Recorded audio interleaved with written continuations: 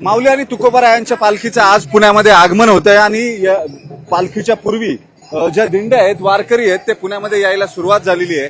मोठ्या संख्येनं दोन्ही पालख्यांमध्ये लाखोंच्या संख्येनं वारकरी जे आहेत ते आज पुण्यनगरीमध्ये येतील. संगमवाडीच्या पुलावर थोड्याच वेळात दोन्ही पालख्या ज्या आहेत त्या एकत्र येतील. आधी तुकोबारायांची पालखी येईल आणि त्यानंतर माऊलींची पालखी येईल.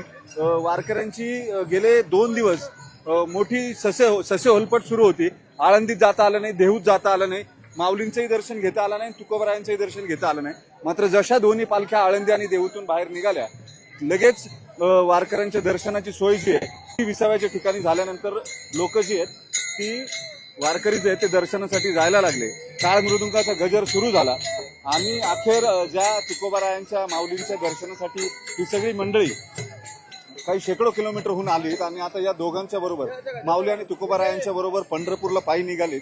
त्यांना सगळ्यांना माऊलींचं दर्शन झाल्यानंतर, तुकोबारायांच्या पादुकांचं दर्शन झाल्यानंतर वातावरण जे आहे ते आता भारलेलं दिसतंय आणि ही सगळी मंडळी जी आहेत ती आज पुण्यामध्ये त्यांच्या त्यांच्या वेगवेगळ्या ठिकाणी मुक्कामासाठी पोहोचलीत.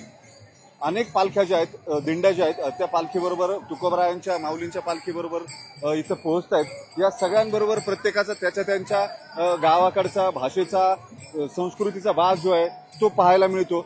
आणि सगळ्यात महत्वाचं म्हणजे महाराष्ट्राच्या संत परंपरेला किती अलौकिक महत्व आहे ते या दृष्टीने पुन्हा एकदा दिसतंय. यंदाच्या वर्षी पावसानं जो झटका दिलेला होता त्याच्यामुळे वारीचं नेमकं काय होणार अशी चिंता सगळ्यांना लागून होती.